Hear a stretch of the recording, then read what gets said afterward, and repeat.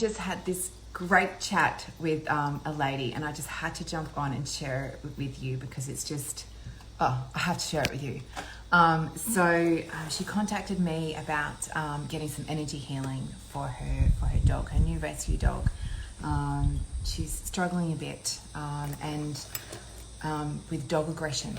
She loves people but doesn't like any other dogs, and can be aggressive. And so she's on my mailing list. She gets my emails, and I sent out an email this week about stress and worry and things like that, and how to approach that with our animals. And so we set up today to just have a bit of a chat. And so interesting because this dog actually happens to have Cushing's disease. And Cushing's disease, in case you don't know, it is a stress hormone disease, basically, where there's excess cortisol through the body. So that can happen as a result of chronic stress, of long-term stress. And this lady is high stress herself. And so this dog has come into her life that has a stress condition, and she is stressed out herself normally. So what I shared with her was that it is highly likely that this is part of a soul contract that she has with her animal. This dog has come to her to shine a big, mega spotlight on how she's managing her stress. Through learning how to support her dog with this, high cortisol release condition, she can maximize this opportunity by learning how to manage her own stress. And sometimes our animals can help us take better care of ourselves, because it gives us a reason to do that's beyond our individual self. Because a lot of the times we may not do something if it's only going to impact us, but if it's going to improve someone else or our animal, then we're like, it becomes more important. It becomes a bigger priority. So through this relationship that she has with this new dog in her life, she's got this opportunity. They've got this opportunity now to go through this together, not only for the benefit of her dog, but also for herself. So I love that. Like when I shared that with her, she was just like, oh my God. So she actually signed up to my weekly animal spirit messages, which, if you don't know what that is, it's every week I send out an email to anyone who's signed up to that to receive those messages within the topic of animal spirituality. And there's a group that goes with it too, called the Animal Spirit Members Group. And I put all the messages in there, and you can also get the opportunity in there to ask me questions, comment, things like that, and to basically have that opportunity to learn more about what I'm sharing.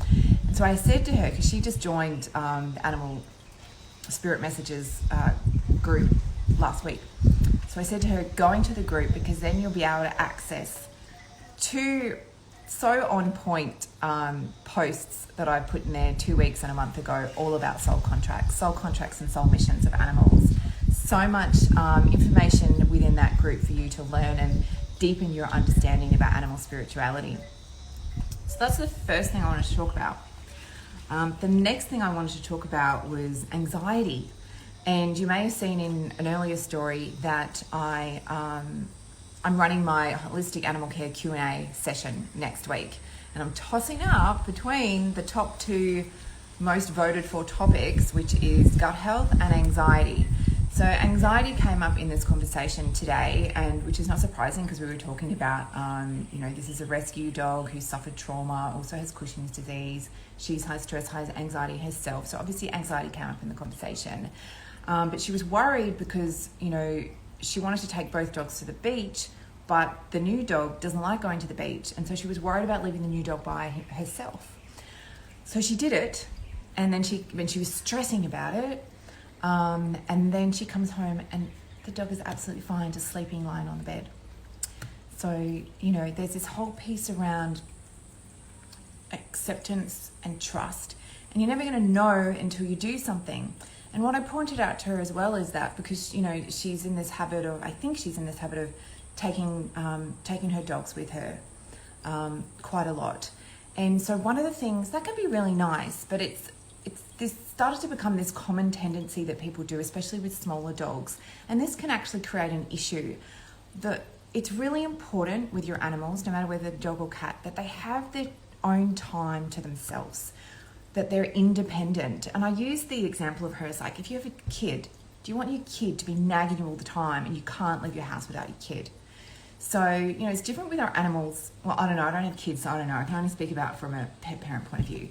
But, I'd love to take my cats with me everywhere, but they freaking hate it. They absolutely hate it. So, of course, I'm not going to do that. But people can do that with dogs. But the thing is, there can be, a couple of different factors. There can be a lot of stimulation out there, and for some dogs, that's going to be too much. Then there's also the piece that if you're not allowing your dog to be happy in his own company, if you're not allowing him to have some level of independence, you can actually be creating a situation where they develop with separation anxiety.